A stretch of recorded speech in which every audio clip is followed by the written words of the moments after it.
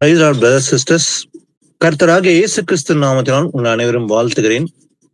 நாம் எல்லோரும் கூடியிருப்ப தெய்வ சித்தம் ஒவ்வொரு நாளும் மறைந்திருக்கிற ரகசியங்களை ஆராய்ந்து பார்க்கும்படி, அதை கேட்கிறவர்கள் மாத்திரமல்ல, அதை கேட்டு உணர்ந்து அதை கை கொள்ளும்படி ஆண்டவராக இயேசு கிறிஸ்து நமக்கு ஒவ்வொரு நாளும் இந்த படிப்பினைகளை வெளிப்படுத்துறபடியால் அவருக்கே புகழ்ச்சியும் நன்றியும் செலுத்தும். ஆமீன்.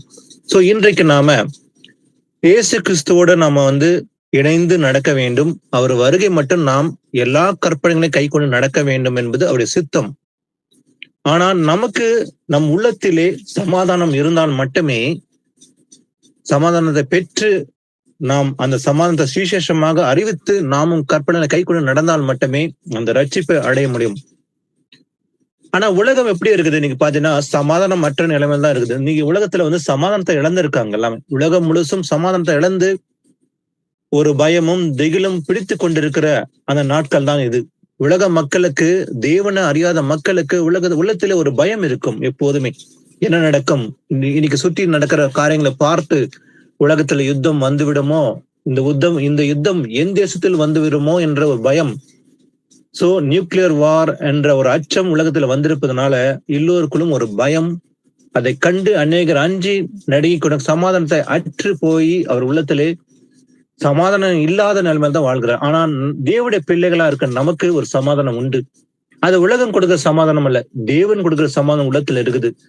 அது யாருக்கு உண்டு? அந்த சமாதானத்தை பெற்ற நாம் எப்படி இருப்போம்? சமாதானத்தை பெற்ற நாம் அந்த சமாதானத்தை மற்றவர்களுக்கும் பகிர்ந்து கொடுக்க வேண்டும். அதுதான் சுவிசேஷம் என்று நான் பார்க்கிறோம். முதல்ல வாசிக்கலாம், மத்தேயு 5:8 வாசிக்கலாம். இருதயத்தில் சுத்தம் உள்ளவர்கள் வாக்கியவான்கள்,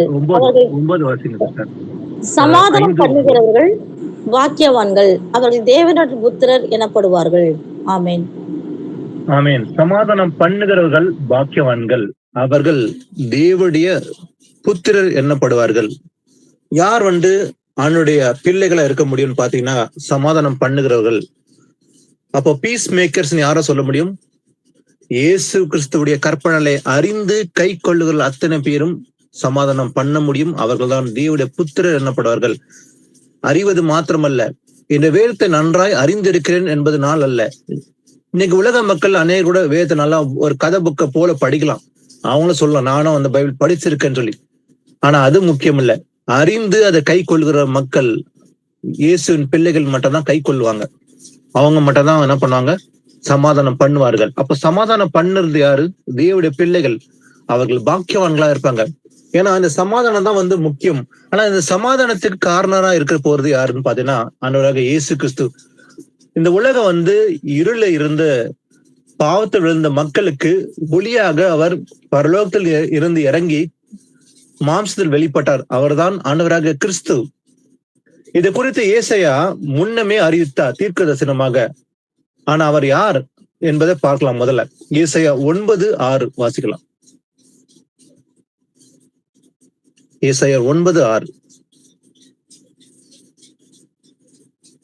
வாசிங்க. சோ பொய்க்க ஒருத்தர் யாரும் எடுத்தீங்கன்னா டக்குன்னு வாசிங்க. ஏசாயா 9:6. நமக்கு ஒரு பாலகன் பிறந்தார், நமக்கு ஒரு குமாரன் கொடுக்கப்பட்டார், கர்த்தத்துவம் அவர் தோளின் மேல் இருக்கும். அவர் நாமும் அதிசயமானவர், ஆலோசனை கர்த்தர், வல்லமையுள்ள தேவன், நித்திய பிதா, சமாதான பிரபு என்னப்படும். ஆமேன். ஆமேன். பாருங்க, நமக்கு ஒரு பாலகன் பிறந்தார், நமக்கு ஒரு குமாரன் கொடுக்கப்பட்டார்.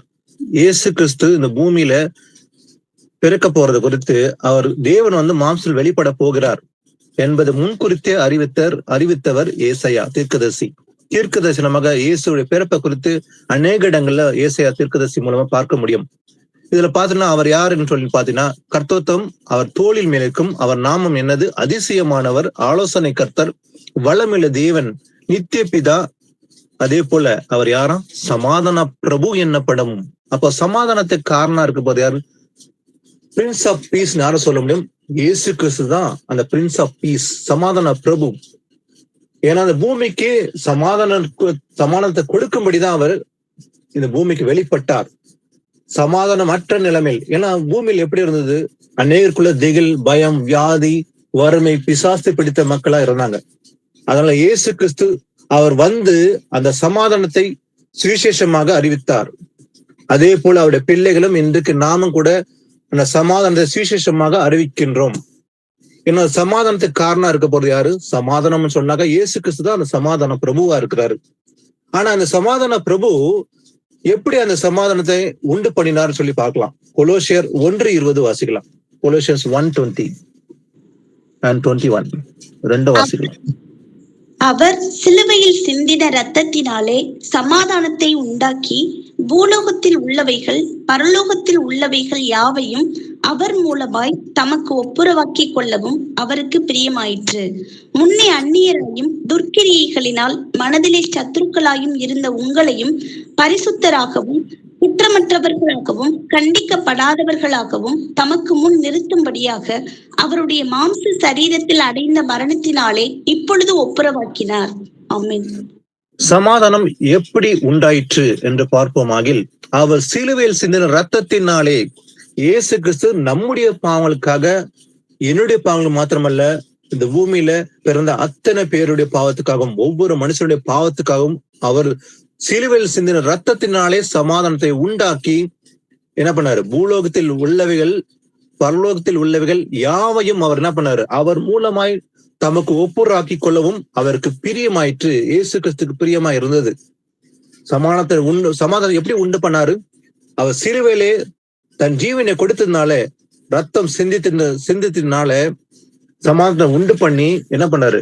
முன்னே அந்நியரும் துரோகி போல நம்ம மனதிலே சத்துருக்களை போல இருந்த நம்மை இருந்த உங்களையும் இப்போது பரிசுத்தராகவும் குற்றமற்றலாகவும் கண்டிக்கப்படாதவர்களாகவும் தமக்கு நிறுத்தும்படியாக அவருடைய மாம்ச சரீரத்தில் அடைந்த மரணத்தினாலே அவர் தன் ஜீவனை கொடுத்ததுனால இப்போது எப்படி இருக்கிறோம்?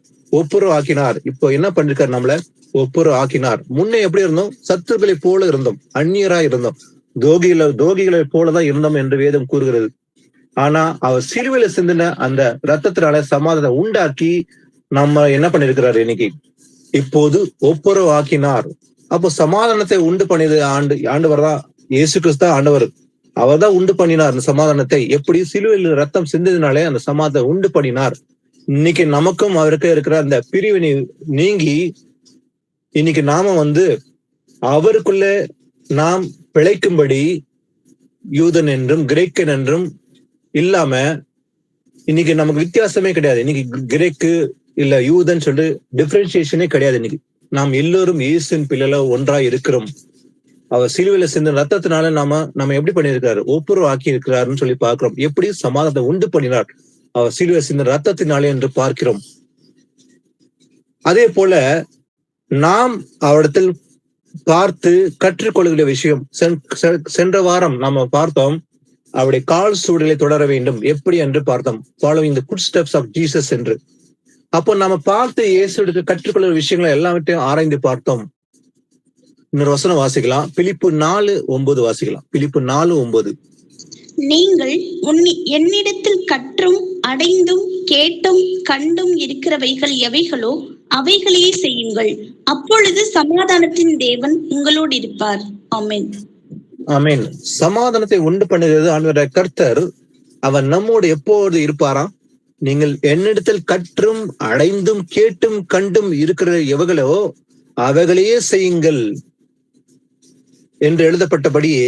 அப்ப இயேசு கிறிஸ்த பார்த்து அவர் எப்படி பேசுறாரு, எப்படி நடக்கிறாரு, அவர் எப்படி நன்மை செய்தாரு, அவர் பூமியில என்ன செஞ்சாரு? அவர் நன்மை செய்யும்படி அவர் சுற்றி திரிந்தார். பிசாசுகளை தொடத்தமும் நோய்களை குணப்படுத்தும்படியும் அவர் நன்மை செய்தார். அதே போல நாமும் செய்ய வேண்டும் என்று இயேசு கிறிஸ்து நமக்கு முன்னமே அறிவித்தார். இது கட்டளையாக இருக்குது. அவர் செய்தபடி நம்மளும் செய்ய வேண்டும் என்று கட்டளை இருக்கிறது. அப்போ இயேசுவின் பிள்ளைகளும் எப்படி நடப்பாங்களாம்? இயேசுவை போல நடப்பாங்க. அப்போ இயேசு கிறிஸ்து என்னெல்லாம் காரியங்கள் நன்மை செய்தாரோ அதே போல பிள்ளைகளும் செய்வார்கள். செய்தால் அப்போது சமாதானத்தின் தேவன் உங்களோடு இருப்பார். அப்ப நம்மோடு இருக்க போறது யாரு? இயேசு கிறிஸ்து நம்மளோடு இருப்பார். அப்போ அவரிடத்தில் பார்த்து கற்று அடைந்து கேட்டு நாம் கை கொண்டால் நாமும் அவரை போலவே நடக்க முடியும். அவரும் நம்மோடு இருப்பார். அப்போ சமாதானம் பிரபுன்னு சொல்லப்படுகிற அந்த சமாதான பிரபு நம்மோடு இருக்கும்போது நாமும் அவருடைய பிள்ளைகளா இருப்போம். அதான் மத்தேயு 5:9 பாக்குறோம். அப்ப சமாதானம் பண்ணுகிறவர்கள் யாரு? தேவனுடைய புத்திரர் என்னப்படுவார்கள். அப்ப இயேசுவின் பிள்ளைகளை யாரா இருக்க முடியும்? சமாதானம் பண்ணுகிறவர்கள். அப்ப சமாதானம் இல்லாத உலகத்துல, ஏன்னா சமாதானம் ஏன் இல்ல உலகத்துல? அவங்கள பயம், வசனத்தை அறியாததுனால, விசுவாசம் இல்லாததுனால பயம் இருக்குது. பயம் இருக்குது, குழப்பம் இருக்குது. அடுத்தது என்ன நடக்க போகுது, நாளைக்கு என்ன நடக்க போகுது என்ற ஒரு குழப்பத்தில் வாழ்கிற உலகம் இன்னைக்கு. ஆனா இயேசுவின் பிள்ளைகளுக்கு அந்த குழப்பமும் கிடையாது. எல்லோருக்குள்ளும் சமாதானம் இருக்கும். ஏன்னா இயேசு கிறிஸ்து சமாதான பிரபுவா நமக்குள்ள இருக்கிறதுனால நமக்கு குழப்பங்களும் பயமும் இருக்க போறதில்ல. ஏன்னா சுவிசேஷம் நமக்குள்ள இருக்கிறதுனால, நாம மற்றவர்கள் அந்த சுவிசேஷம் அறிவிப்பதனால நாம தேவனுடைய பிள்ளைகளா இருக்கிறோம் என்று பார்க்கிறோம். வாசிப்போம். யோவான் 14:27 வாசிக்கலாம். ஜான் 14:27. சமாதானத்தை உங்களுக்கு வைத்து போகிறேன், என்னுடைய சமாதானத்தையே உங்களுக்கு கொடுக்கிறேன். உலகம் கொடுக்கிற பிரகாரம் நான் உங்களுக்கு கொடுக்கிறதில்லை. உங்கள் இருதயம் கலங்காமலும் பயப்படாமலும் இருப்பதாக. ஆமென்.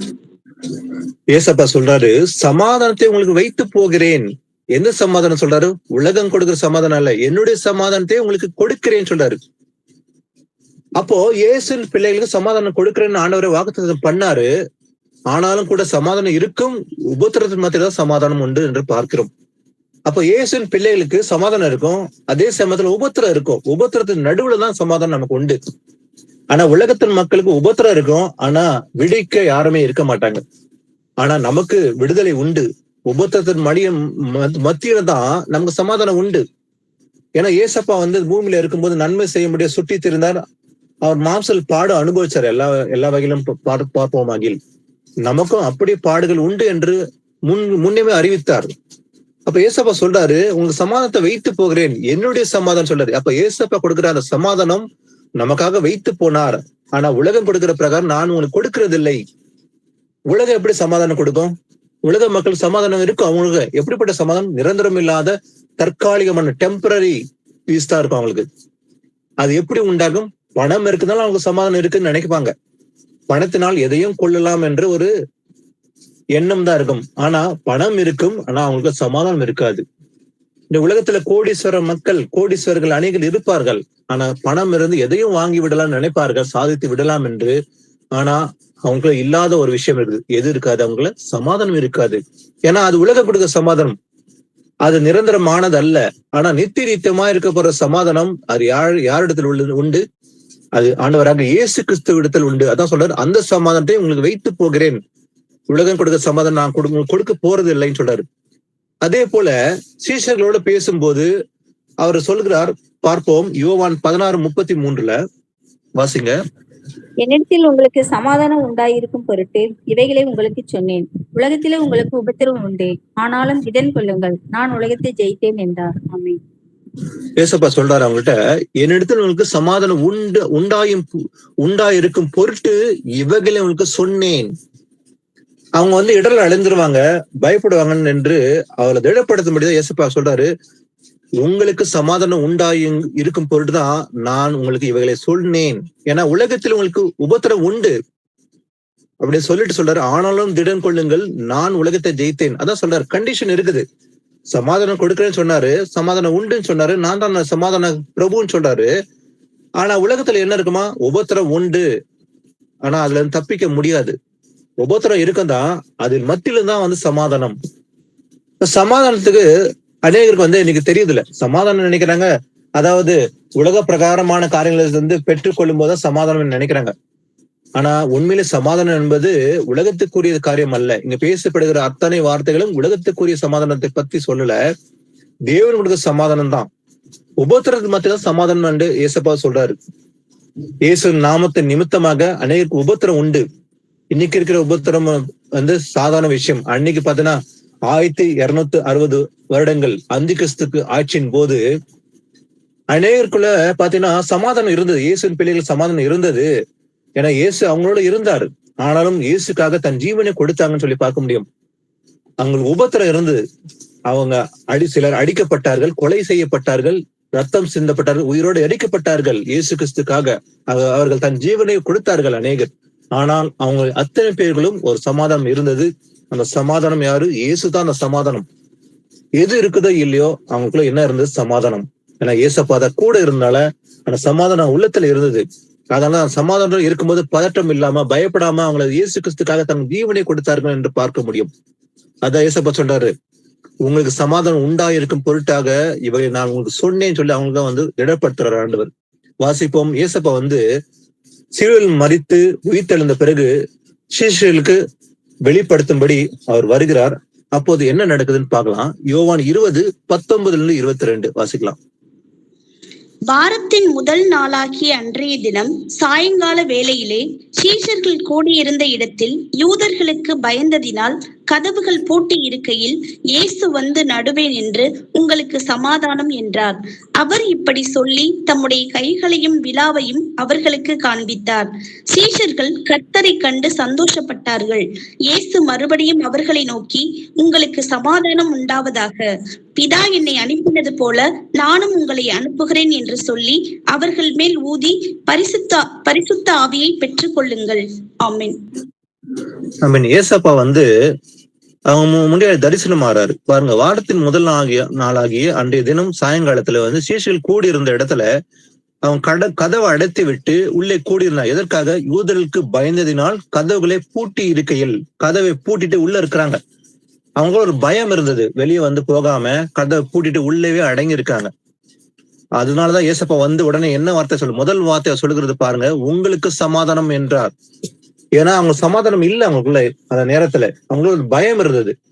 யாருக்கு பயந்து இருந்தாங்க? மனுஷர்களுக்கு. யூதர்களுக்கு பயந்து உள்ளே பூட்டி அறையில அவர்கள் இருந்ததுனால ஏசப்பா அந்த கதவு வழியா உள்ள வராரு. வந்த உடனே சொல்லுகிற வார்த்தை, உங்களுக்கு சமாதானம். அந்த வார்த்தை சொன்னது நிமித்தமாக அவர் இப்படி சொல்லி தம்முடைய கைகளை விலாவையும் அவளுக்கு காண்பித்தார். அதை பார்த்த உடனே சீஷர்களுக்கு அதை கர்த்தரை கண்டு சந்தோஷப்பட்டார்கள். அப்பதான் முழுமையான சந்தோஷம் பெற்றுக்கொண்டார்கள். அங்க ஒரு சமாதானம் வந்தது. ஏசப்பா பார்த்த உடனே அவங்க ஒரு சமாதானம். அது வரைக்கும் அவங்களுக்கு பயம் இருந்தது. அப்போ அந்த சமாதானம் விட்டால் பயம் வெளியே போயிடும். பூர்ண அன்பு பயத்தை புறம்பே தள்ளும் என்று வார்த்தையின்படி, அப்ப அந்த பூர்ண அன்பு யாரு? தேவன் அன்பா இருக்கிறார். அந்த அன்பு உள்ளத்துல வந்துடுச்சுன்னா அந்த பயம் வெளியே போயிடும். அப்ப பயம் இருக்கிற வரைக்கும் சமாதானம் இருக்காது. எப்போதும் ஒரு பயம், நாளை குறித்து ஒரு அச்சம், அடுத்து என்ன நடக்கும், அடுத்து என்ன நடக்கும், ஒரு பயமும் அச்சமும் குழப்பமும் தான் இருக்கும். இதெல்லாம் வெளியே போக வேண்டும் என்றால் சமாதான உள்ளத்துல வர வேண்டும். யார் அந்த சமாதானம்? இயேசுதான் அந்த சமாதான பிரபுவா இருக்கிறார். அப்போ அந்த சமாதான பிரபு வந்த உடனே உங்களை பாருங்க, சந்தோஷம் விட்டது. உங்களுக்கு சமாதானம் என்று முதல் வார்த்தை சொல்லுகிற வார்த்தை ஏசப்பா அவங்களோட, உங்களுக்கு சமாதானம், பீஸ் பி அன்டு யூ. அது சொன்ன உடனே பார்த்து கர்த்தரை கண்டு அவங்க என்ன பண்ணாங்க? சந்தோஷப்பட்டார்கள். அவங்களோட உள்ளத்துல ஒரு மிகப்பெரிய சந்தோஷம் விட்டது. அவரு நம்ம மத்தியில இருக்கிறார் என்பது. அப்ப இயேசு மறுபடியும் அவர்களை பார்த்து, உங்களுக்கு சமாதானம் உண்டாவதாக, பிதா என்னை அனுப்பினது போலவே நானும் உங்களை அனுப்புகிறேன். சோ அது வரைக்கும் அவங்க அந்த வீட்டுக்குள்ள அடங்கி மறைந்து பயத்துல உள்ள பூட்டி கதவுகளை இருந்த போது ஏசப்பா சமாதானம் சொன்ன உடனே சந்தோஷம் விட்டது. சொல்றாரு, உங்களை நான் அனுப்ப போகிறேன், உங்களுக்கு சமாதானம் உண்டாவதாக என்று சொல்லிவிட்டு, பிதா என்னை அனுப்பினது போலவே நானும் உங்களை அனுப்புகிறேன். எங்க அனுப்புறாராம்? ஓநாய்கள் மத்தியில அனுப்புறேன்னு சொல்றாரு. அப்போ சமாதானம் பெற்ற பிறகுதான் இவங்களை புறப்பட்டு போய் எந்த சுவிசேஷமும் அறிவிக்கிறாங்க. அது வரைக்கும் அவங்களுக்கு இருந்த பயம் இருந்தது. அந்த பயத்தை நீக்கி விட்டு அவர்கள் புறப்பட்டு போய் காஸ்பல் அறிவிக்கிறாங்க. இதை நம்ம அப்போஸ்தலர்ல பார்க்க முடியும். வாசிப்போம். கொலோசியர் 3:15 வாசிக்கலாம். கொலோசியர் 3:15. தேவ சமாதானம் உங்கள் இருதயங்களில் ஆழக்கடவது. இதற்கென்றே நீங்கள் ஒரே சரீரமாக அழைக்கப்பட்டீர்கள். நன்றி அறிதல் உள்ளவர்களாயும் இருங்கள். ஆமென்.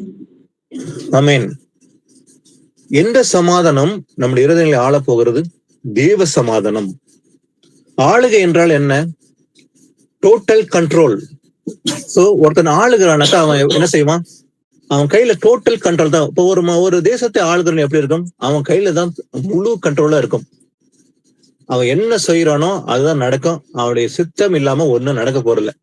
அப்போ நம்முடைய இருதயங்களும் எது டோட்டலா கண்ட்ரோல் பண்ண போகுது? தெய்வ சமாதானம். அப்போ தேவ சமாதானம் உங்கள் இருதயங்களை ஆழக்கடுவது என்ற வார்த்தை நிறைவேற வேண்டும் என்றால் தேவ வசனம் நமக்குள்ள இருக்க வேண்டும். அப்போ நம்ம இருதயங்களை இதுவரைக்கும் சமாதானமற்ற நிலைமையில ஒரு காலத்துல இருந்தோம். ஒரு குழப்பத்திலயோ பயத்திலயும் அடுத்து என்ன நடக்க போகுது, நாங்க போக போற பாதை என்னன்னு தெரியல, என்ற தெளிவில்லாமல், ஏன்னா வசனம் தெரியாதனால சமாதானமற்ற நிலைமை தான் வாழ்ந்து கொண்டிருந்தோம். ஆனா இன்னைக்கு தெய்வ சமாதானம் அத்தனை பேர் உள்ளதையும் ஆளுகை செய்கிறது. அதான் நமக்குள்ள குழப்பமோ உலகத்தில் நடக்கிற காரியங்களை பார்த்து அச்சமோ நமக்குள்ள இல்லை. உலகம் பயப்படக்கூடும், ஏன்னா அவங்களுக்கு தெளிவில்லை, அடுத்து என்ன நடக்க போகுது என்று தெரியாம வாழ்கிறதுனால எப்போ யுத்தம் விடுமோ என்று ஒரு அச்சம் அநேக நாடுக்குள்ள வந்திருக்குது மக்களுக்குள்ள. ஆனா நம்முடைய இதயங்களை ஆளுகை செய்கிறது யாரு? தெய்வ சமாதானம். ஏன்னா நம்முடைய எண்ணங்களையோ நம்ம சிந்தனைகளையோ எல்லாத்தையும் டோட்டலா கண்ட்ரோல் பண்ண போவது எது? தெய்வ சமாதானம். அப்ப தெய்வ சமாதானம் நம்ம இருதயங்களை ஆளுறதுனால நமக்குள்ள குழப்பம் இருக்க போதுல, நமக்குள்ள தெளிவு இருக்குது. அடுத்து என்ன நடக்க போகுது, இயேசு கிறிஸ்துவோட வருகை எப்போது இருக்க போது, அந்த காலகட்டம் என்ன, அதற்கான அடையாளம் என்ன என்பது அறிந்ததுனாலே நமக்குள்ள அந்த குழப்பம் இல்லை, தெளிவு இருக்கிறதுனால நமக்கு எந்த அச்சமும் இல்லாத நமக்குள்ள பூர்ண சமாதானம் உண்டா இருக்குதுன்னு சொல்லி பார்க்க முடியும். வாசிப்போம் பிலிப்பு 4ஆம் அதிகாரம் 6-7. Philippines 4 chapter 6 and 7. நீங்கள் ஒன்றுக்கும் கவலைப்படாமல் எல்லாவற்றையும் குறித்து உங்கள் விண்ணப்பங்களை ஸ்தோத்திரத்தோடே கூடிய ஜெபத்தினாலும் வேண்டுதலினாலும் தேவனுக்கு தெரியப்படுத்துங்கள். அப்பொழுது எல்லா புத்திக்கும் மேலான தேவ சமாதானம் உங்கள் இருதயங்களையும் உங்கள் சிந்தைகளையும் கிறிஸ்து இயேசுவுக்குள்ளாக காத்துக்கொள்ளும். ஆமென். ஆமென். நீங்கள் ஒன்றுக்கும் கவலைப்படாமல், எதுக்குமே கவலைப்படவே கூடாது. கவலைப்படக்கூடாதுன்னு ஏசப்பா சொல்றாரு.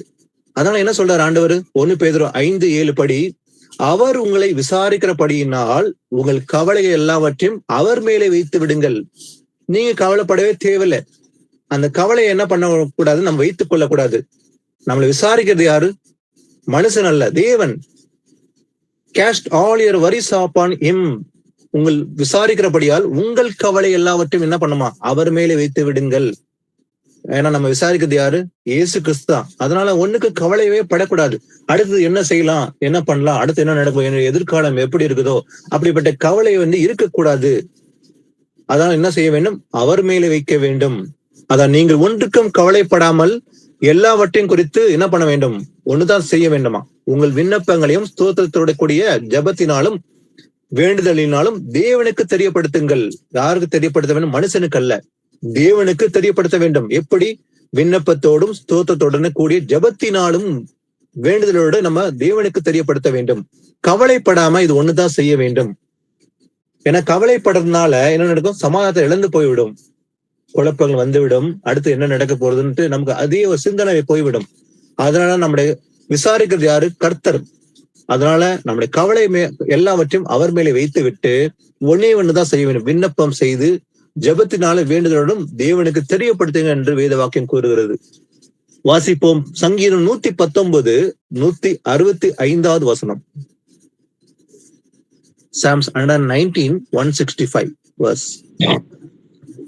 உம்முடைய வேதத்தை நேசிக்கிறவர்களுக்கு மிகுந்த சமாதானம் உண்டு, அவர்களுக்கு இடரல் இல்லை. ஆமென். பாருங்க எவ்வளவு அருமையான வார்த்தை. யாருக்கு சமாதானம் உண்டா? உம்முடைய வேதத்தை நேசிக்கிறவர்களுக்கு மிகுந்த சமாதானம் உண்டு. சாதாரண சமாதானம் அல்ல, மிகுந்த கிரேட் பீஸ், அளவற்ற சமாதானம். அது யாருக்கும் இருக்க போறதில்ல. ஆனா யாருக்கு மட்டும் இருக்க போகுது? இது வேதத்தை நேசிக்கிறவர்களுக்கு. வேதத்தை நேசிக்கிறது என்ன? நான் தினமும் எழுந்து வேதத்தை வாசிக்கிறேன், அவ்வளவுதான், முடிந்து விட்டது. அதனால இல்ல. நேசிக்கிறது வேதத்தை நேசிக்கிறதுனா அதை கேட்டு அதை ஆராய்ந்து அதை கை கொள்வதுதான் அவர் மேல வச்சுக்கிற நேசம். அப்ப வேதத்தை எப்படி நேசிப்போம்? வசனத்தை வாசிக்கிறோம், அடுத்து என்ன பண்றோம்? அதை இம்ப்ளிமெண்ட் பண்றது, அதை கை கொள்வது. அப்ப வசனத்தை கேட்டு அதை தியானிச்சு அதை கை கொள்ளுதான் ஆண்டவர் மேல வைத்துக்கிற பிரியம். அப்ப உம்முடைய வேதத்தை நேசிக்கிறவர்களுக்கு என்ன உண்டு? சமாதானம், மிகுந்த சமாதானம் உண்டு, அவர்களுக்கு இடரல் இல்லை. ஏன் இடரல் அடைய போறதுல? இயேசுவின் பிள்ளைகள் இடரல் அடைய மாட்டாங்க. இதை குறித்தும் நீங்க உலகத்தில் மக்களுக்கு இடரல் உண்டு. ஏன் சிலருக்கு இடரல் வருது? எதை குறித்து இடரல் வருது? நீங்க உலகத்துல நடக்கிற காரியங்களை பார்த்து இடரல் அடைகிறாங்க. ஐயோ, உலகத்துல பெரிய பூகம் வெடிக்க போகிறது, பெரிய ஆபத்து வர போகிறது, எங்கு பார்த்தாலும் யுத்தம், பேரு அழிவுகள், சமாதானமற்ற நிலைமை என்று அவர்கள் அச்சம், இடரல் அடைகிறாங்க. ஏன்னா அவங்க வேதத்தை அறியாதனால அந்த இடர்களுக்கு அடையறாங்க. ஆனா வேதத்தை அறிந்து அதை கை கொள்ளுற மக்களுக்கு சமாதானம் உண்டு. மிகுந்த சமாதானம் யாருக்கு உண்டா? வேதத்தை நேசிக்கிறவர்களுக்கு. அப்ப வேதத்தை எப்படி தேட வேண்டும்? பொண்ணை தேடுற மாதிரி தேட வேண்டும். ஒரு பொண்ணு எப்படி இருக்கும்? கோல்டு எப்படி தேடுவாங்க? அது வந்து பார்த்து எப்படி தேடுவாங்க. கோல்டு எடுக்கிறவங்க அந்த மண்ணில் புதைக்கப்பட்ட அந்த மண்ணிலிருந்து எடுத்து அதை எப்படி தேடி எடுக்கிறாங்களோ, அதை தேடி எடுத்து அது சுத்த தங்கமா அதை தேடி எடுத்து கைக்கு கிடைக்கிற வரைக்கும் அதை எப்படி தேடுறாங்களோ, அதே போல நம்ம வேதத்தை தேட வேண்டும், நேசிக்க வேண்டும். பாதைக்கு தீபம் பேதைக்கு வெளிச்சம் எதுன்னு சொல்றோம், வேத வசனம். அப்போ வேதத்தை நேசித்தால் நமக்கு என்ன உண்டு? மிகுந்த சமாதானம். அப்ப அதிகமா நம்ம வேதத்தை வந்து ஆராய்ந்து அந்த கற்பனை கை கொள்ளும் போது மிகுந்த சமாதானம் நமக்கு உண்டாயிருக்கும். அதனால நமக்கு வந்து குழப்பமும் பயமும் வராது, திகிலும் இருக்க போறதில்ல. ஏன்னா நமக்கு வந்து ஏசப்பா அந்த விசுவாசத்தை உள்ளத்துல கொடுத்திருக்கிறாரு. அந்த விசுவாசத்தை உள்ளத்துல நிலை கொண்டிருப்பதனால் நமக்கு சமாதானம் உண்டு. அதனால் நாம் இடல் அடைய போவதில்லை. வாசிப்போம் ஏசாயா 32 அதிகாரத்துல 17-18. 32 அதிகாரத்துல 17-18. நீதியின் கிரியை சமாதானமும் நீதியின் பலன் என்றும் உள்ள அமெரிக்கையும் சுகமுமாம். என் ஜனம் சமாதான தாபரங்களிலும் நிலையான வாசஸ்தலங்களிலும் அமைதியாய் தங்கும் இடங்களிலும் குடியிருக்கும். ஆமென். நீதியின் கிரியை சமாதானம். அப்போ தேவனின் நீதியும் ராஜ்யமும் தேடுங்கள் என்று ஆண்டவர் சொல்றார். மத்தேயு 6:33 வாசிக்கிறோம். எதை தேட வேண்டுமா? நீதியும், தேவனுடைய நீதியும் ராஜ்யத்தை தேட வேண்டும். அவருடைய ராஜ்யத்தை தேட வேண்டும், அவருடைய நீதியை தேட வேண்டும். எந்த நீதி? தேவ நீதியை. அப்ப அந்த நீதியை தேடி நீதியை படிப்பித்தால், தேவனுடைய நீதியை படிப்பித்தால் அந்த நீதினால் வருகிற கிரியை என்ன நடக்கும்? சமாதானம் உண்டாகும். சமாதானம். அப்ப நீதியின் கிரியை எப்படிப்பட்டது? சமாதானம். ஆனா உலக நீதி எப்படிப்பட்டது? உலக நீதி சொல்லும் கல்லுக்கு கல், பழிக்கு பழி என்று சொல்லும். ஆனா தேவநீதி சொல்லுகிறது தீமைக்கு தீமை சரி கட்டாமல் தீமைக்கு நன்மை செய்ய என்று தேவநீதி சொல்கிறது. இதுதான் வித்தியாசம். அப்போ உலக நீதி, மனுஷனுடைய நீதி என்ன செய்யும்? சொல்லும் பழிக்கு பழி வாங்குங்கள், ஒருத்தனை அடிச்சானா அவனை திருப்பி அடி, ஒருத்த கொலை செஞ்சானா அவனை கொலை பண்ணு அப்படின்றா இன்னைக்கு உலக நீதி இருக்கிறது. இன்னைக்கு அநேகர் பாத்தீங்கன்னா இன்னைக்கு உலக நீதி தான் வந்து பின்பற்றுறார்கள். ஆனா தேவநீதி கூறுகிறது தீமைக்கு தீமை செய்யாமல் தீமைக்கு நன்மை செய்ய என்று தேவநீதி கூறுகிறது. அப்ப இப்படிப்பட்ட நீதின்னு வருகிற கிரியை அது என்ன? சமாதானம். அப்ப தீமைக்கு நன்மை செய்தால் அங்க சமாதானம் உண்டு. அப்போ நீதியின் பலன் எப்படிப்பட்டது? என்றும் உள்ள அமெரிக்கையும் சுகமுமா இருக்கும். அப்போ சமாதானம் செஞ்சா நீதியின் கிரீனம் தான் வருகிற சமாதானத்தினால என்ன கிடைக்க போறது? அங்க ஒரு அமைதி, ஒரு சமாதானம் உண்டு. அப்போ சமாதானம் என்பதே ஒரு கம்ப்ளீட் காம்னஸ், ஒரு சமாதானம், கம்ப்ளீட்டான ஒரு அமைதி, எது குறித்த கவலையும் பயமும் அச்சமும் இல்லாம ஒரு முழுமையான ஒரு சமாதானம் என்று பார்க்கிறோம். ஏசாயா அடுத்தது யாக்கோபு 3:18 வாசிக்கலாம். ஜேம்ஸ் 3:18. 3:18. நீதியாகிய கனியானது சமாதானத்தை நடப்பிக்கிறவர்களாலே சமாதானத்திலே விதைக்கப்படுகிறது. ஆமென். நீதியாகிய கனியானது, ஃப்ரூட் ஆஃப் ரைச்சஸ்னஸ். அப்போ நீதி என்கிற கனியை குறித்து இங்க சொல்லப்படுகிறது. பாருங்க, நீதியாகிய கனியானது எப்படிப்பட்டதா? சமாதானத்தை நடப்பிக்கிறவர்களாலே சமாதானத்தினாலே விதைக்கப்படுகிறது. எப்படி விதைக்கப்படுகிறது அந்த கனி? சமாதானத்தினால விதைக்கப்படுகிறது. அதுதான் வந்து காஸ்பல், சுவிசேஷம் சொல்லி பார்க்கிறோம். அப்ப நீதியாகி கனியாகிய தேவனுடைய நீதியே சமாதானம் விதைக்கப்படுகிறது. அந்த கனியான சமாதானத்தை நடப்பிக்கிறாங்க. யார் நடப்பிக்கிறாங்களோ அந்த அவர்களாலே அந்த சமாதானத்தினாலே விதைக்கப்படுகிறதுன்னு சொல்லி பார்க்கிறோம். எபேசியர் 2 அதிகாரம் 15-17. எபிசியன்ஸ் 2 chapter 15-17. சட்ட திட்டங்களாக்கிய நியாய பிரமாணத்தை தம்முடைய மாம்சத்தினாலே ஒழித்து இரு திறத்தாரையும் தமக்குள்ளாக ஒரே புதிய மனுஷனாக சிருஷ்டித்து இப்படி சமாதானம் பண்ணி பகையை சிலுவையினால் கொன்று அதனாலே இரு திறத்தாரையும் ஒரே சரீரமாக தேவனுக்கு ஒப்புரவாக்கினார். அல்லாமலும் அவர் வந்து தூரமாயிருந்த உங்களுக்கும் சமீபமாயிருந்த அவர்களுக்கும் சமாதானத்தை சுவிசேஷமாக அறிவித்தார். ஆமென்.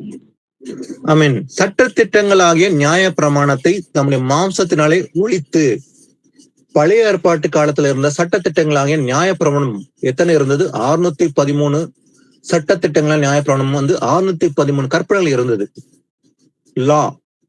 ஆனா அது எல்லாத்துக்கும் ஒரு முடிவு வைத்தார் ஆண்டவர். எப்படி? மாம்ச சரித்தினாலே உண்டாகிய மரத்தினாலே, இயேசு கிறிஸ்து சிலுவையில மரித்து அவருடைய மரத்தினாலே அதுக்கு ஒரு முடிவு வைத்தார்.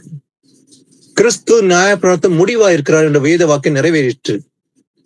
அதை ஒழித்து இருத்திரத்தாரியம் ஒரு செப்பரேஷன் இருந்தது அப்போது. அப்போ இருத்திரத்தாரையும் தமக்குள்ளாக ஒரே புதிய மனுஷனாக சிருஷ்டித்து இப்படி சமாதானம் பண்ணினார்.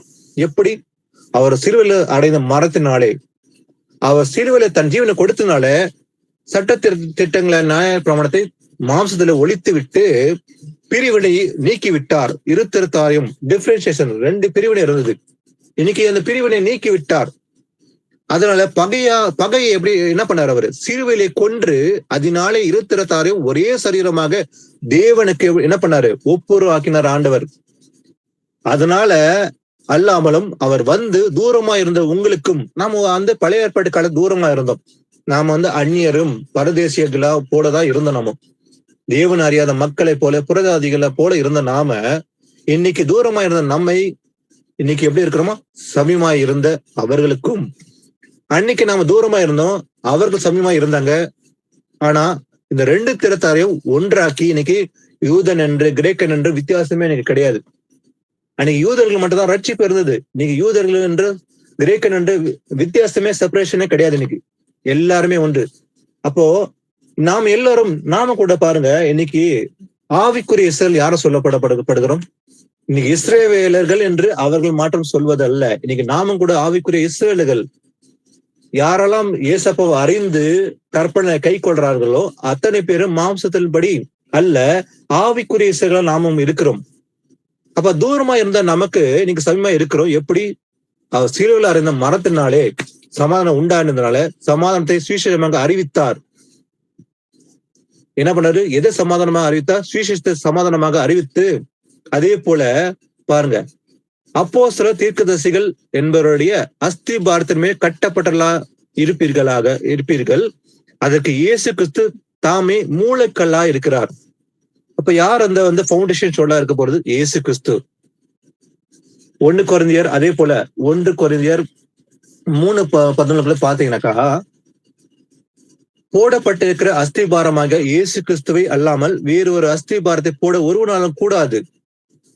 இப்ப வேறு ஒரு அஸ்திபாரம் கிடையாது, வேறு ஒரு பவுண்டேஷன் கிடையாது, ஒரே அஸ்திபாரம் இயேசு கிறிஸ்துவே அல்லாமல், இயேசு கிறிஸ்து தவிர வேறு ஒரு அஸ்திபாரம் கிடையாது.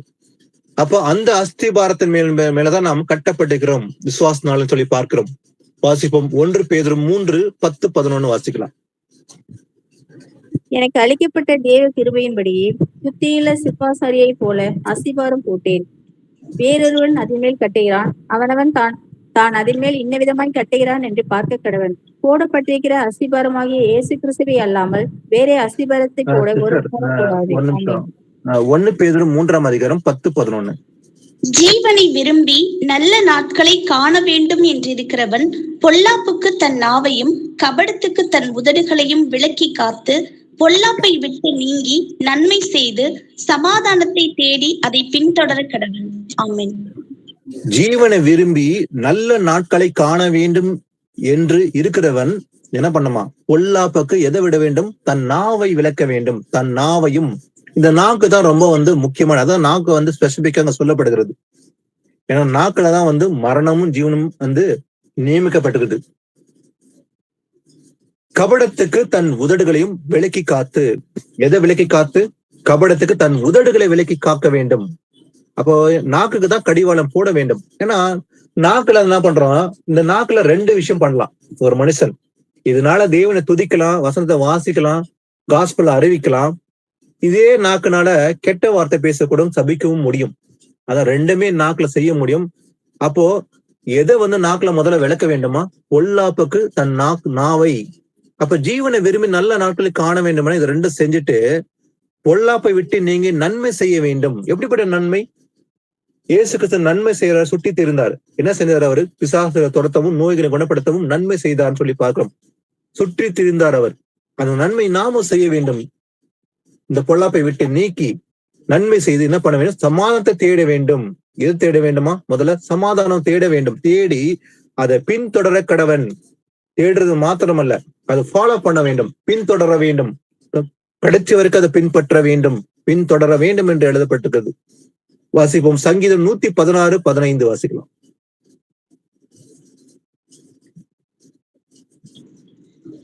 கர்த்தருடைய பரிசுத்தவான் வாசிங்க. வானங்கள் கரெக்டா பிரதர்? 116 அதிகாரம் 15 வாசிங்க. கர்த்தருடைய பரிசுத்தவான்களின் மரணம் அவர் பார்வைக்கு அருமையானது. ஆமென். ஆமென். இந்த உலகத்தின் மனுஷன் பாவத்தோட மரித்தால் அது எப்படி இருக்கும்? அது துக்கத்தோட இருக்கும். ஆனா கர்த்தருடைய பிள்ளைகளின் மரணம் எப்படி இருக்க போகுது? ஒரு கிறிஸ்துக்குள்ள இருந்து கற்பனைகளை கை கொண்டு மரித்தால் அந்த மரணம் எப்படிப்பட்டது? தேவனுடைய பார்வையில் வெளியேற பெற்றது, அவர் பார்வைக்கு அருமையானது. அது சமாதானத்தோடு தான் மறிப்பாங்க. அப்ப இயேசுவின் பிள்ளைகளின் மரணம் தேவனுடைய பார்வையில் அது அருமையானதுன்னா சமாதானத்தோட மறிப்பாங்க. இது பாத்தீங்கன்னா ஆபிரகாம் கூட பார்க்க முடியும். நம்ம ஒரு வசனம் வாசிக்கலாம். ஆதியாகமம் 15:15 வாசிக்கலாம்.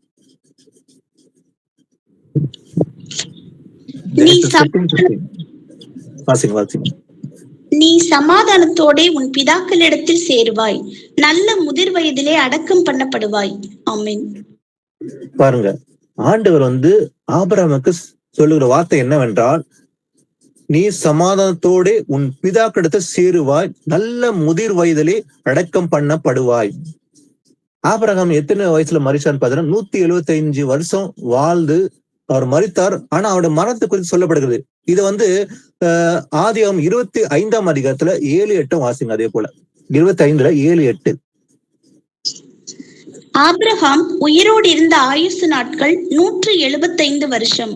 பிற்பாடு ஆபிரகாம் நல்ல நரை வயதிலும் முதிர்ந்த பூரண ஆயுசிலும் பிராணன் போய் மரித்து தன் ஜனத்தாரோட சேர்க்கப்பட்டான். ஆமென். ஆண்டவர் சொன்னபடியே அங்க நடக்குது. ஆபிரகாம் எப்படி மரித்தான்? மிகுந்த சமாதானத்தோட அவன் மரணம் இருந்தது. பூர்ண வயதுல பூர்ண ஆயுச அடைந்து பின்புதான் மரித்தான். அதுவும் சமாதானத்தோட மரித்தான். அதான் ஏசப்பா ஆண்டவர் சொல்றாரு 15:17, நீ சமாதானத்தோட உன் பிதாக்களிடத்தில் சேருவாய். அப்போ பரிசுத்தவானுடைய மரணம் கூட எப்படி இருக்குமா? அது இன்பமானது, தேவனுடைய பார்வையில் வெளியேறி பெற்றது என்று பார்க்க முடியும். ஆனா உலக மனுஷன் பாவத்தோடு மரிக்கும் போது அது துக்கமோடு வருத்தத்தோட இருக்கும். ஆனா இயேசுவின் பிள்ளைகளின் மரணம் தேவனுடைய பார்வையில் அருமையானது. அதான் வாஸ்தவம் 116 சங்கீதத்துல கர்த்தருடைய பரிசுத்தவான்களின் மரணம் அவர் பார்வைக்கு அருமையானது. அதனால அநேக இடங்கள் சொல்லப்படும் போது கூட ஒரு பரிசுத்தவான் மரிக்கிறது குறித்து அநேக இடங்களை வசனத்தை பார்க்க முடியும். அவர்கள் நித்திரை அடைந்தார்கள், நித்திரை என்று எழுதப்பட்டிருக்கும். மரணம் என்று சொல்லப்படாமல் நித்திரை, ரெஸ்டட் இன் பீஸ் என்று எழுதப்பட்டிருக்கும். ஏன்னா மரிக்கும் போது நல்ல பூர்ண வயதோடு ஆபிரகாம் கூட பாருங்க, ஆபிரகாம் உயிரோடு இருந்த ஆயுசு 175 வருஷம் அவர் பூர்ண ஆயுசு அடைந்தார். அதான் வசனம் கூறுது. பிற்பாடு ஆபிரகாம் நல்ல நரை வயதிலும் முதிர்ந்த பூர்ண ஆயுசிலும் பிரயாணம் போய் மரித்து தன் ஜனத்தோட கூட சேர்க்கப்பட்டான். அப்போ தேவனுடைய பார்வையில ஆபிரகாமுடைய மரணம் எப்படி இருந்து அருமையா இருந்தது. பூர்ண முதிர் வயதுலதான் ஆபிரகாம் மரித்தான், நித்திரை அடைந்தான்னு சொல்லி பார்க்க முடியும். அப்ப இயேசுவின் பிள்ளைகளுக்கு மரணம் கூட அது சமாதானத்தோட இருக்க போகுது. ஒரு சமாதானத்தோட மரிப்பார்கள் என்று பார்க்கிறோம். வாசிப்போம். ஆண்டவர் சில நேரங்களை சிரிச்சிப்பார். யாரை சிரிச்சிப்பாரு? அவருடைய பிள்ளைகளை மட்டும் தான் சிரிச்சிப்பார். எதற்காக சிரிச்சிப்பார்? மனம் திரும்பும்படிதான் சிரிச்சிப்பார் சில நேரங்கள்ல. ஆனா அந்த சிரிச்சிக்கும் போது அது அற்பமா எண்ணக்கூடாது.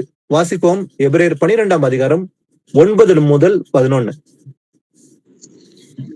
அன்றியும் நம்முடைய சரீரத்தின் தகப்பன்மார்கள் நம்மை சிட்சிக்கும் போது அவர்களுக்கு நாம் அஞ்சி நடந்திருக்க, நாம் பிழைக்கத்தக்கதாக ஆவிகளின் பிதாவுக்கு வெகு அதிகமாய் அடங்கி நடக்க வேண்டும் அல்லவா?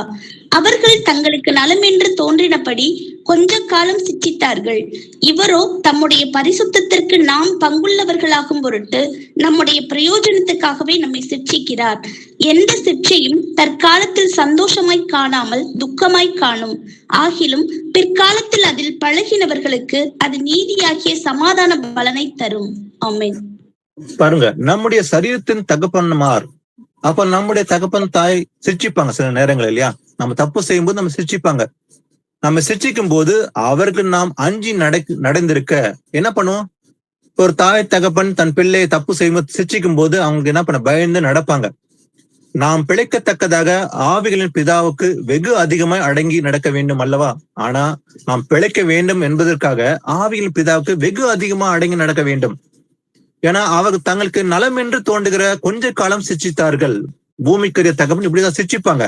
ஆனா இவரோ, ஆண்டவரோ, நம்முடைய பரிசுத்தத்துக்கு நாம் பங்குள்ளலாகும் பொருட்டு நம்முடைய பிரயோஜனத்துக்காகவே நம்மை சிச்சிக்கிறார்.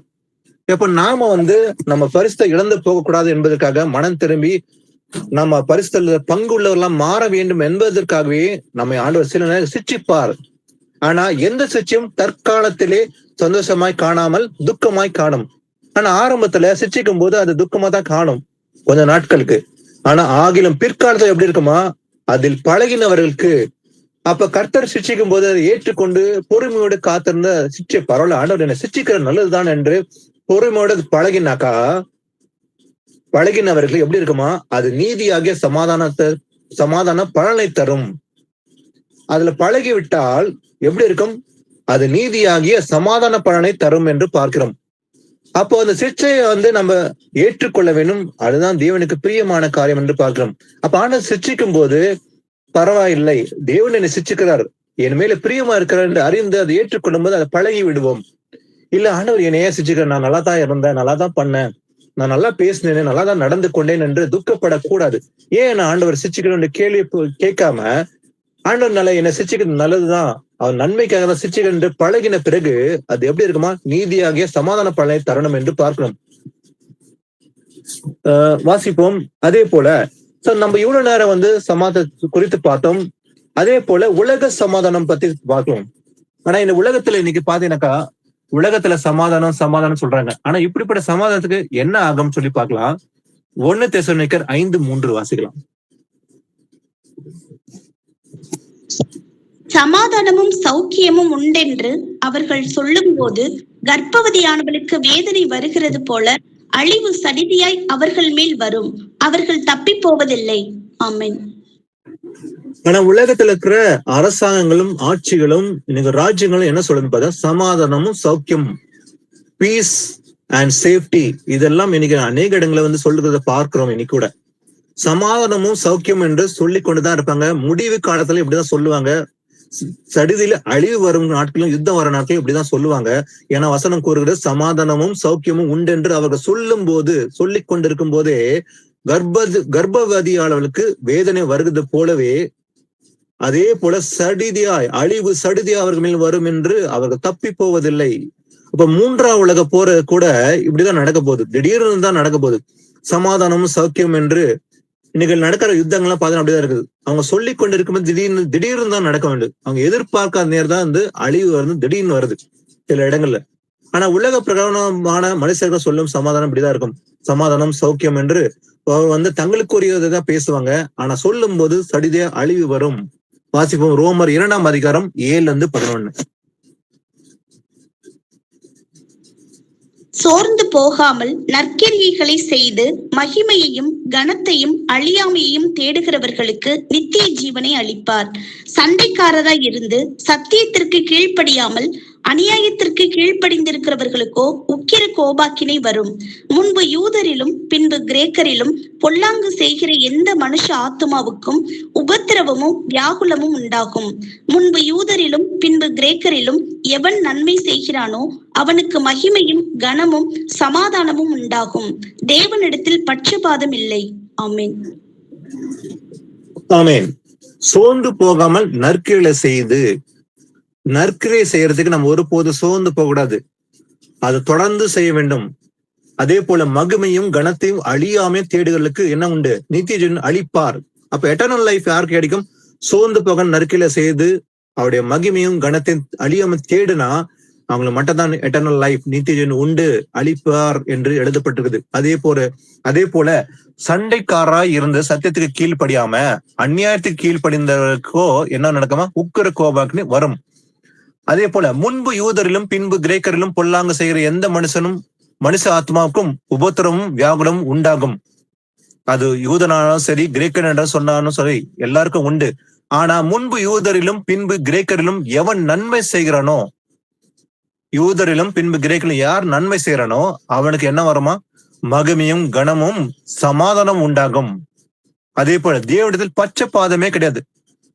அவர் பார்ஷியாலிட்டியே பண்ணுகிற தேவன் கிடையாது. எல்லாருக்கும் ஒரே விதமா தான் பார்க்கிறார். ஒருத்தனுக்கு நான் இவன் பெரியவன், அவன் நல்லவன், இவனை ரொம்ப பிடிக்கும், எனக்கு அவனை கொஞ்சம் தான் பிடிக்கும் அப்படின்ற பார்ஷியாலிட்டி கிடையாது. இது மனுஷனுக்குள்ளதான் அந்த பார்ஷியாலிட்டி இருக்கும். இவனை ரொம்ப பிடிக்கும் எனக்கு, ஆனா அவனை எனக்கு கொஞ்சம் தான் பிடிக்கும். ஒரு வித்தியாசம் பார்க்கிற மனுஷர்கள் உண்டு. ஆனா தேவன் அப்படி அல்ல. தேவனத்தில் பட்சபாதம் இல்லை. அது யூதராலும் சரி, கிரேக்கராலும் சரி, எவன் நன்மை செய்கிறானோ அவனுக்கு மகிமையும் கனத்தையும் சமாதானமும் உண்டாயிருக்கும் என்று பார்க்கிறோம். வாசிப்போம். ஆனா இன்னொரு முக்கியமான விஷயம் பாத்தீங்கன்னாக்கா, மாம்சத்தின்படி ஒரு பொருள் நடக்கக்கூடாது என்று அநேக இடங்களை பார்க்கிறோம். மாம்ச சிந்தை மரணம் என்று எழுதப்பட்டிருக்கிறது. ஏன்னா நம்ம ஒரு காலத்துல மாம்ச சிந்தையோட நடந்து கொண்டிருந்தோம்.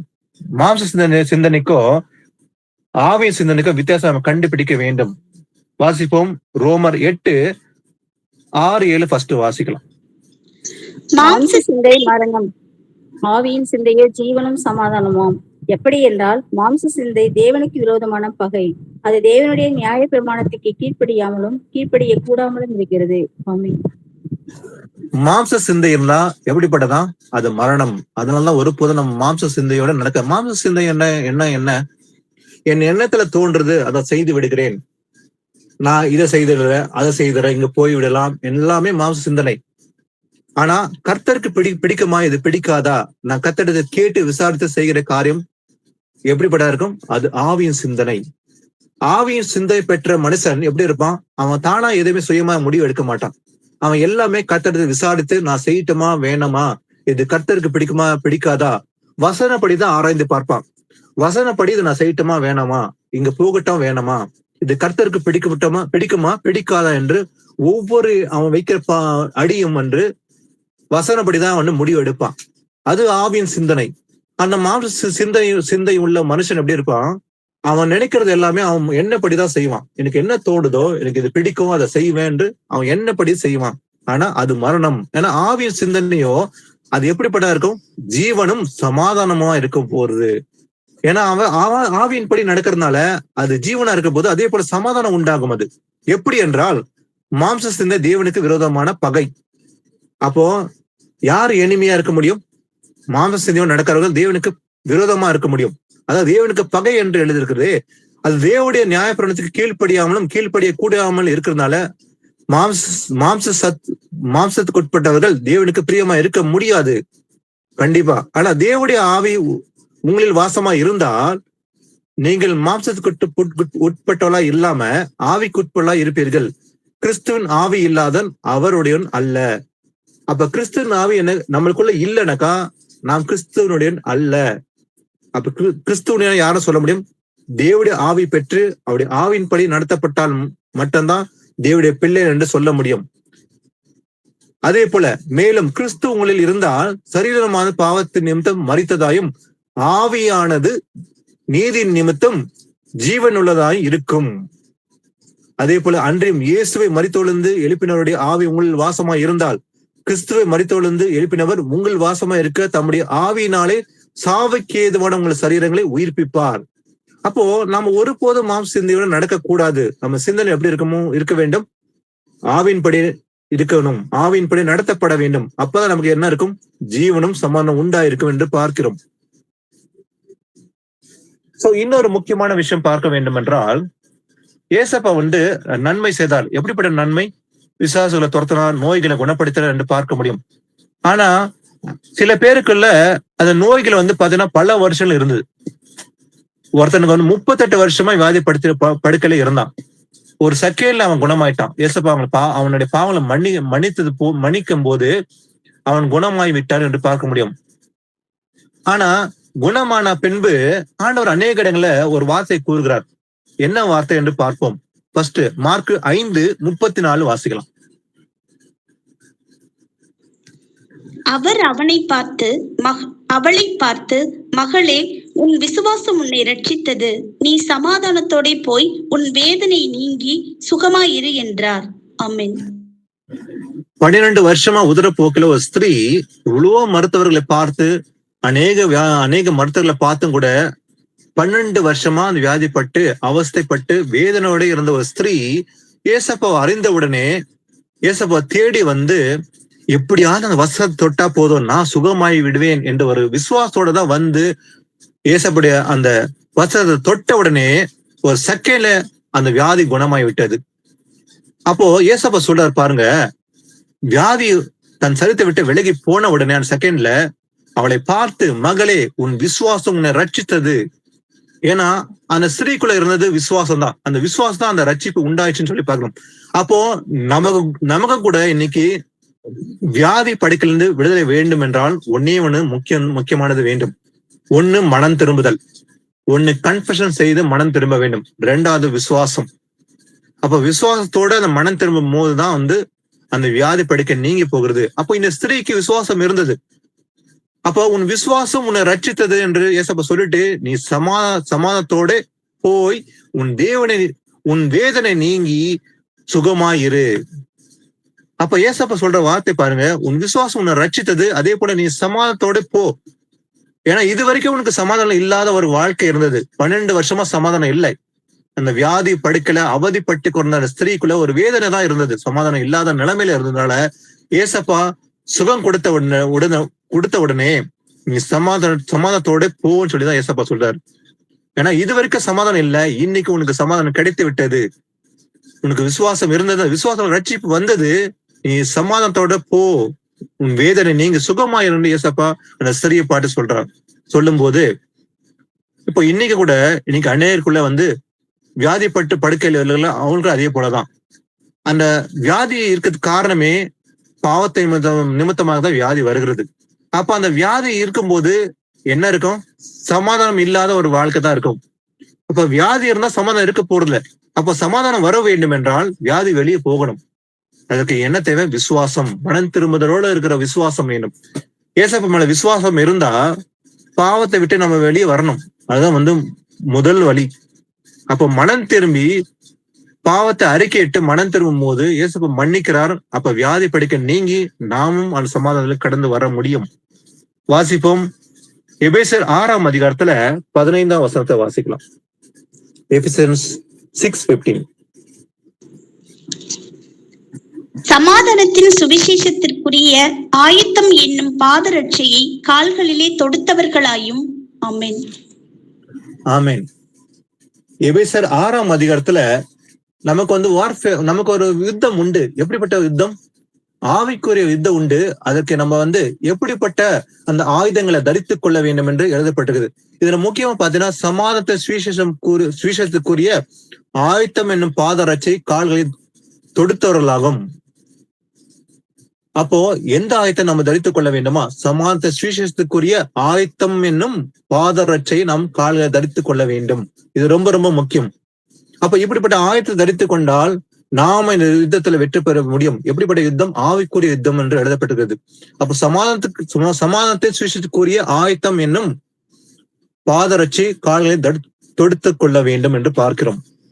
வாசிப்போம். ரோமர் 52ஆம் வசனம் 52ஆம் அதிகாரம் 7ஆம் வசனம் 52:7.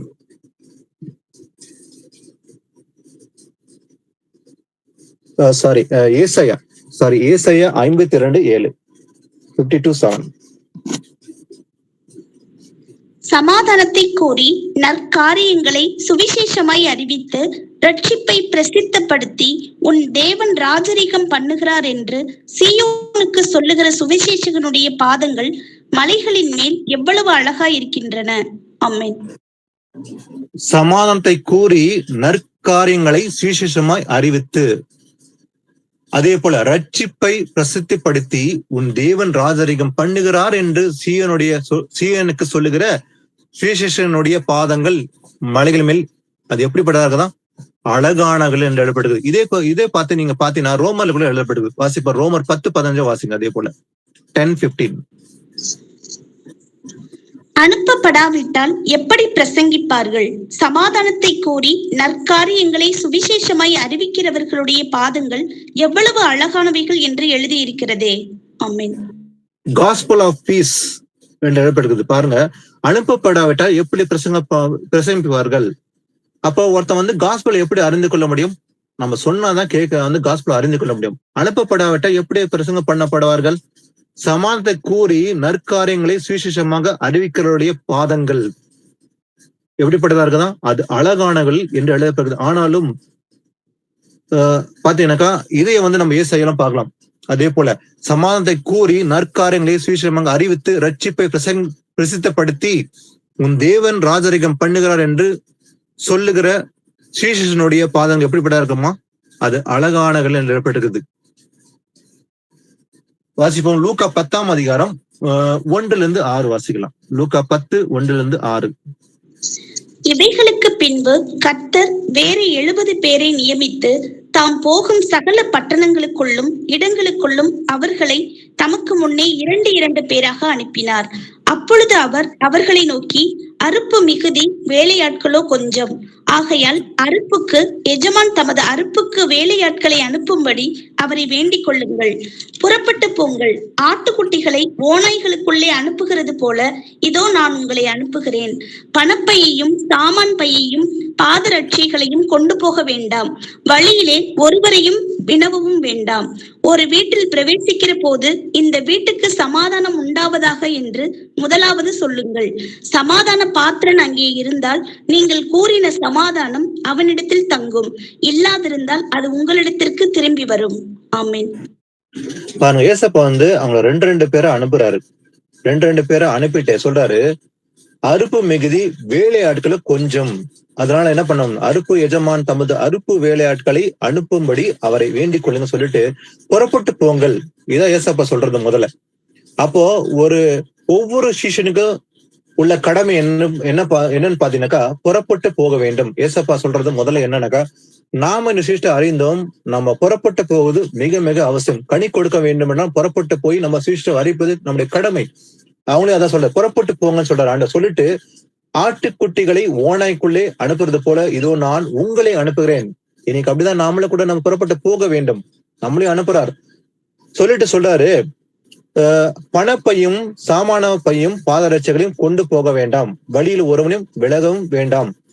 ஒரு வீட்டில் பிரவேசிக்கும் போது இந்த வீட்டுக்கு சமாதானம் உண்டாவதாக என்று முதலாவது சொல்லுங்கள். ஒரு வீட்டுல பிரவேசிக்கும் போது அவங்க என்ன சொல்ல வேண்டுமா? சமாதானம் உண்டாவதாக என்று சொல்ல வேண்டும். அப்ப சமாதானம் என்ற எதை கொண்டு போறாங்க பாத்தீங்கன்னா, சுவிசேஷத்தை தான் அவங்க கொண்டு போறாங்க. அப்போ சமாதான பாத்திரன் அங்கே இருந்தால், அது தகுதி உள்ளவன் அங்க இருந்தா, நீங்கள் கூடின சமாதானம் அவரிடத்தில் தங்கும். இல்லாதிருந்தால், அவன் ஏற்றுக்கொள்ள மனதில்லாதிருந்தா அது உங்களுக்கு திரும்பும். அந்த சமாதானம் திரும்பி உங்ககிட்டே வந்துவிடும். அப்ப ஒரு வீட்டுல போய் காஸ்பல் அறிவிக்கும் போது அவன் ஏற்றுக்கொள்ள மனதுள்ளலாம் இருந்தா, நம்ம சொல்லும் போது அவன் ஏற்றுக்கொள்ள மனதுள்ளலாம் இருந்தா சமாதானம் தங்கும். ஏன்னா அந்த காஸ்பல் அறிக்கும் போது அது சந்தோஷமாக ஏற்றுக்கொண்டால் அது அவங்களுக்கு திரும்பி இருக்கும், அவங்க கிட்ட திரும்பும். ஆனா அது ஏற்றுக்கொள்ள மனதில்லாது இருந்தால் அந்த சமாதானம் உங்களுக்கு திரும்பும். அப்ப அவன் காஸ்பலை ரிஜெக்ட் பண்ணிட்டா அவங்ககிட்ட இருக்க சமாதானம் திரும்பி வந்துவிடும். அவன் சமாதானம் இழந்து போவான் என்று பார்க்கிறோம். இன்னைக்கு கூட அவ்வளவுதான். அப்ப நமக்கு ஒரு இடத்துல போயிட்டு சத்தியத்தை அறிவிக்கும் போது சத்தியத்தை கேட்டு ஏற்றுக்கொண்டால் அவனோட சமாதானம் தங்கும். ஒருவேளை ஏற்றுக்கொள்ளாவிட்டால், மறுதளித்து விட்டால் ஆனா சமாதானம் அவன்கிட்ட விட்டு விலகிவிடும் என்று பார்க்கிறோம். ரோமர் 14:19 வாசிக்கலாம். ரோமர் 14:19. ஆனபடியால் சமாதானத்துக்கு அடுத்தவைகளையும் அந்நியோன்ய பக்தி விருத்தி உண்டாக்கத்தக்கவைகளையும் நாட கடவோம். ஆமா, எதை நாட கடவோம்? சமாதானத்தை அடுத்தவர்களையும் அந்யோன்யத்தை பக்தி வித்தி உண்டாக்கத்தக்கவளையும் நாட கடவோம். எதை நம்ம ஃபாலோ பண்ண வேண்டும்? எது சமாதத்தை உண்டு பண்றதோ அதைதான் நம்ம பின்தொடர வேண்டும் என்று பார்க்கிறோம். ரோமர் 12:17-18 வாசிக்கலாம். ரோமர் 12:17-18. ஒருவனுக்கும் தீமைக்கு தீமை செய்யாதிருங்கள். எல்லா மனுஷருக்கு முன்பாகவும் யோக்கியமானவைகளை செய்ய நாடுங்கள். கூடுமானால் உங்களால் ஆன மட்டும் எல்லா மனுஷரோடும் சமாதானமாயிருங்கள். ஆமென். ஆமென். ஆண்டவர் கொடுக்கிற கட்டளை பாருங்க. ஒருவனுக்கு தீமைக்கு தீமை செய்யாதிருங்கள். தீமைக்கு தீமை ஒருபோதும் செய்யக்கூடாது என்று இயேசப்பா அநேக இடங்கள் சொல்லி இருக்கிறார். தீமைக்கு நன்மை தான் செய்யணும்னு சொல்லி. அதே போல எல்லா மனுஷருக்கும் முன்பாகவும் யோக்கியமானவர்களை செய்ய நாடுங்கள் சொல்லிட்டு, கூடுமானால் முடிஞ்ச அளவுக்கு உங்கள் ஆனவள் மட்டும் எல்லா மனுஷரோடும் சமாதானமா இருங்கள். முடிஞ்ச அளவுக்கு எல்லாருக்கிட்டையும் எப்படி இருக்க வேண்டுமா? சமாதானமா இருக்க வேண்டும் என்று ஆண்டவர் கூறுகிறார். வாசிப்போம். சங்கீதம் 85:8. 85:8. கர்த்தராகிய தேவன் விளம்புவதை கேட்பேன். அவர் தம்முடைய ஜனங்களுக்கும் தம்முடைய பரிசுத்தவான்களுக்கும் சமாதானம் கூறுவார். அவர்களோ மதிகேட்டுக்கு திரும்பாதிருப்பார்களாக. ஆமென். கர்த்தராகிய தேவன் விளம்புவதை கேட்பேன். அவர் தம்முடைய ஜனங்களுக்கு தம்முடைய பரிசுத்தவான்களுக்கும் சமாதானம் கூறுவார். யாருக்கு சமாதானம் ஆண்டவர் கூறுவார்? தம்முடைய ஜனங்களுக்கு சமாதானம் கூறுவார். அவர்கள் மதிக்கேட்டுக்கு திரும்பாதிருப்பார்களாக. அன்னைக்கு ஆண்டவர் கூட அந்த மக்களை பார்த்து அநேக இடங்களுக்கு அவருக்கு அவங்களை எச்சரித்தார். ஆண்டவர் கண்டிச்சார், நீங்க மதிக்கேட்டுக்கு திரும்ப கூடாது, பாவத்துக்கு திரும்ப கூடாதுன்னு சொல்லி அன்னைக்கு கண்டிச்சார். ஏன்னா தம்முடைய ஜனங்களுக்கு தம்முடைய பரிசுத்தவான்களுக்கும் என்ன பண்ணுவாரா? சமாதானம் கூறுவார்னு எழுதப்படுகிறது. சங்கீதம் 34:14 வாசிக்கலாம். 34:14. தீமையை விட்டு விலகி நன்மை செய், சமாதானத்தை தேடி அதை தொடர்ந்து கொள். ஆமென். ஆமேன். எதை தொடர்ந்து கொள்ள வேண்டுமா? சமாதானத்தை தேடி அதை தொடர்ந்து கொள் என்று ஆண்டவர் கூறுகிறார். எதை விட்டு விலக வேண்டும்? தீமையை விட்டு விலக வேண்டும். தீமை வெறுப்பதே கர்த்தருக்கு பயப்படுற பயம். அப்ப இந்த உலகத்துல எதெல்லாம் தீமை என்று நமக்கு தெரிகிறதோ அதை என்ன பண்ண வேண்டும்? அதை விட்டு விலக வேண்டும். நமக்கும் அதுக்கு சம்பந்தம் இல்லை. அப்ப என்ன செய்ய வேண்டும்? நன்மை செய்ய வேண்டும். இயேசு கிறிஸ்து நன்மை செய்தாரே, அதே போல நாமும் நன்மை செய்து எதை தேட வேண்டுமா? சமாதானத்தை தேட வேண்டும். அந்த சமாதானம் உலகத்துல இல்ல, அது தேவனிடத்துல இருக்கிற சமாதானம். அது ஆரம்பத்துல வாசம், ஆரம்பத்துல வாசம் இல்லைங்களா? உலகம் தருகிற சமாதானம் அல்ல, என்னுடைய சமாதானத்தை நான் தருவேன் என்று இயேசப்பா சொன்னார்ல, அந்த சமாதானம் நாம தேட வேண்டும். தேடி அதை தொடர்ந்து பின்தொடர வேண்டும் என்று பார்க்கிறோம். அப்போ நான் அந்த சமாதானத்தை பெற்றுக்கொள்ள என்ன செய்ய வேண்டும்?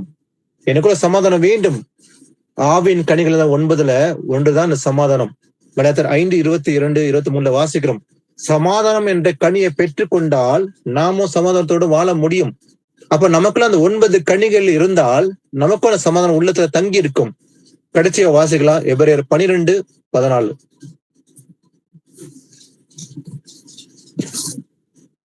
யாவரோடும்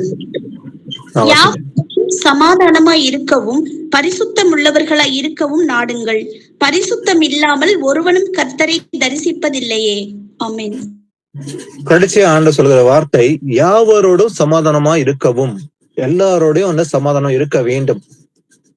அதே போல பரிசுத்தம் உள்ளவர்களாய் இருக்கவும் நாடுங்கள். இது ரெண்டையும் நாட வேண்டும், தேட வேண்டும். பரிசுத்தம் இல்லாமல் ஒருவனும் கர்த்தரை தரிசிப்பதில்லையே. இயேசு கிறிஸ்து வரும்போது அது தரிசிக்க வேண்டும் என்றால் பரிசுத்தமா இருக்க வேண்டும். அதனால் நாம் என்ன செய்ய வேண்டும்? முடிஞ்ச அளவுக்கு எல்லாரோட சமாதானம் இருக்க வேண்டும். பரிசுத்தம் உள்ளவர்களாய் இருக்கவும் நாடுங்கள் என்று இயேசப்பா சொல்றாரு. சோ இன்னைக்கு ஆண்டவர் சமாதானம் பண்ணுகிறவர்கள் பாக்கியவான்கள், அவர்கள் தேவனுடைய புத்திரர் எண்ணப்படுவார்கள் என்று இந்த பைபிள் ஸ்டடியில பார்த்தோம். அப்ப யாரெல்லாம் சமாதானம் பண்ண முடியும்? தேவனுடைய பிள்ளைகள் மாத்திரமே. அப்போ யார புத்திரர் என்று ஆண்டவர் கூறுகிறார்? சமாதானம் பண்ணுகிறவர்கள். அப்ப இயேசப்பாக்குள்ள இருக்கிற சமாதானம் நமக்குள்ள இருந்தால் நாமும் இயேசு பிள்ளைகளா இருப்போம், நாம பாக்கியவான்கள் என்று பார்க்கிறோம். இது வரைக்கும் இயேசப்பா கொடுத்த இந்த வார்த்தைகளுக்காக நன்றி செலுத்தி ஒரு ஜெபத்தோட இந்த பைபிள் ஸ்டடி முடிக்கலாம். சோ நம்மில் ஒருவர் யாருன்னா ஒருத்தர் ஒரு முடிவு ஜெபத்தை செய்யலாம். ஒரு பினிஷிங் பிரேயர் சகோதரியோ சகோதரனையோ யாரோ ஒருத்தர் செய்யலாம் முடிவு ஜெபத்தை. பிரதர் சிஸ்டர்ஸ் யாரோ ஒருத்தர் ஒரு முடிவு ஜெபம் பண்ணுங்க. நான் பண்றேன் பண்ணுங்க. ஏசப்பா ஸ்தோத்திரம் ஸ்தோத்திரம் ஸ்தோத்திரம் ஸ்தோத்திரம். எங்களை அதிகமாய் நேசிக்கிறதானே ஏசப்பா, உமக்கு கொடான கோடி ஸ்தோத்திரம் தகப்பனே. ஏசப்பா, எங்களை தெரிந்து கொண்ட கிருபைக்காக நன்றி தகப்பனே. ஏசப்பா, நீங்க நல்லவருப்பா. ஏசப்பா, நீங்க நல்லவருப்பா. உண்மை போட்டுக்கிறோமப்பா, உண்மை துதிக்கிறோமப்பா, உண்மை ஆராதிக்கிறோமப்பா. ஏசப்பா, எங்களுக்கு இந்த நேரத்தை ஒதுக்கி கொடுத்தேப்பா, எங்களை முடிய வார்த்தைகளை கேட்க எப்பா அவளோட உதவி செய்ததுக்காக நன்றி தகப்பனே. ஆமாப்பா, நீங்க நல்லவருப்பா. அப்பா, நீங்க உலகத்துல எப்பா அவ்வளவு பரிசுத்தர் ஆண்டவரை. ஏசப்பா, நீங்க உண்மை உள்ளப்பா, நீதிபரப்பா. ஏசப்பா, தூயவர் ஆண்டவரை. எப்பா, உமக்கு நிகர் ஆனவர்கள் யாருமே இல்லை ஆண்டவரை. ஏசப்பா, நீங்கள் 1 மணி நேரம் ஆண்டவரை சமாதானத்தை குறித்து பேசுனீங்கப்பா. எப்பா, எங்க இருதயத்துல நீங்க அப்பா அதிகமா பேசியிருக்கீங்கப்பா. ஏசப்பா, நாங்களும் ஆண்டவரை எப்பா உங்களுடைய சமாதானத்தை நாங்கள் பற்றி கொள்ள வேண்டும் ஆண்டவரை. ஏசப்பா, நீங்க சொன்னீங்களப்பா, அந்த உலகத்தில் கொடுக்குற பிரகாரம் நான் உங்களுக்கு கொடுக்கறது இல்ல, என்னுடைய சமாதானத்தையே நான் உங்களுக்கு கொடுக்கிறேன்னு சொன்ன தேவனப்பா. அப்பா, அப்படியேப்பட்ட தேவனா இருக்கீங்கப்பா. எப்பா, நாங்களும் அப்பா உண்மை கைப்பற்றி எப்பா முடிய பரிசுத்தத்துல முடிய சமாதானத்தை பிடித்து கொண்டு எப்பா இந்த உலகத்துல நடக்கிற பிள்ளைகளாய் எப்பா இந்த கடைசி காலத்துல முடித்துல சேர்க்கிற பிள்ளை பிள்ளைகளா நாங்க இருக்க வேண்டும் ஆண்டவரே. ஏசப்பா நீங்க வரும்போது எப்ப நாங்கள் வெட்கப்பட்டு போகாதபடி ஆண்டவரே, ஏசப்பா உம்முடைய வார்த்தைகளை கொண்டு எப்ப நாங்கள் கீழ்ப்படுகிற பிள்ளைகளா எங்களை மாற்றி விடும் ஆண்டவரே. ஆமா ஆண்டவரே, இந்த உலகத்துல எப்ப நாங்கள் உலகத்தின் பிரகாரம் போகக்கூடாது ஆண்டவரே. ஆமாப்பா, ஆமாப்பா, ஒவ்வொரு நாளும் எங்களை வழிநடத்தும் ஆண்டவர், உம்முடைய பரிசுத்தத்துல வழிநடத்தும் ஆண்டவரே. ஆமா ஆண்டவரே, அப்பா உம்முடைய சமாதானத்துல வழிநடத்தும் ஆண்டவரே. இந்த உலகத்துல எப்பா இந்த மாம்ச சமாதானம் எங்களுக்கு தேவையில்ல ஆண்டவரே. எப்பா உம்முடைய சமாதானம் மாத்திரம் போதும் ஆண்டவரே. ஆமாப்பா, உம்முடைய சமாதானம் மாத்திரம் போதும் ஆண்டவரே. ஏசப்பா உம்முடைய சத்தியத்தை அறிகிற அறிவு எப்பா அப்பா ஒவ்வொரு நாளும் நாங்கள் அறிஞ்சு எப்பா இந்த 1 மணி நேரம் ஆண்டவரே எங்களுக்கு எப்பா இவ்வளோ சத்தியத்தை கொடுத்தீங்க ஆண்டவரே. அந்த கிருபைக்காக நன்றி தகப்பனே. எங்களுக்கு புரியும்படி செய்தீங்களப்பா. ஏசப்பா எங்களுக்கு முன்பே எப்பா எங்களுக்கு ஒரு வசனம் கூட தெரியாத ஆண்டவரே, எங்களுக்கு புரியாத ஆண்டவரே. ஏசப்பா எங்களுக்கு புரியும்படி உதவி செய்த கிருபைக்காக நன்றி தகப்பனே. ஏசப்பா அதன் பிரகாரம் நாங்க நடக்க எப்பா எங்களுக்கு ஒவ்வொருவரையும் எப்பா எங்களுக்கு தொடும் ஆண்டவரே. எப்பா பிரதர் சகோதரர் எப்பா ஒவ்வொருவரையும் தொடும் ஆண்டவரே. நீ கொடுத்த வார்த்தை பிரகாரம் நாங்க நடக்கிற பிள்ளைகளாய் எப்பா எங்களை மாற்றிவிடும் ஆண்டவரே. ஆமாப்பா உம்முடைய பிள்ளைகளாய் மாற்றிவிடும் ஆண்டவரே. ஏசப்பா நாங்கள் உம்முடைய பிள்ளைகள் ஆண்டவரே. ஏசப்பா இந்த உலகத்தின் பிரகாரம் நாங்க ஓடக்கூடாது ஆண்டவரே. ஏசப்பா நீ வரும் ஆண்டவரே. சுவிசேஷத்தை அறிவிக்கிற பிள்ளைகளாய் ஓட வேண்டும் ஆண்டவரே. ஆமா ஆண்டவரே, உம்முடைய வார்த்தைகள் கொண்டு எப்பா எல்லா இடத்திலும் புறப்பட்டு போய் சொல்ற பிள்ளைகளாய் எங்களை மாற்றிவிடும் ஆண்டவரே. துதி கனம் மகிமை யாவற்றையும் ஒருவருக்கே செலுத்துறோம். கர்த்தராகிய இயேசு கிறிஸ்துவ நாமத்தினால வேண்டிக் கொள்கிறோம் எங்கள் ஜீவனுள்ள நல்ல பிதாவே. ஆமென். Amen. Amen. Praise the Lord, brothers and sisters. Thank you, brothers and Praise sisters. the Lord, brother. Amen. Thank you, Jesus. Amen. Praise the Lord. Thank you, brother. Thank you very much. Praise the Lord. Praise the Lord. Praise the Lord, brother. Praise the Lord, brother. Praise the Lord, brother. Praise the Lord. Thank you. Thank you, brother. Thank you, brother. Praise the Lord, brother.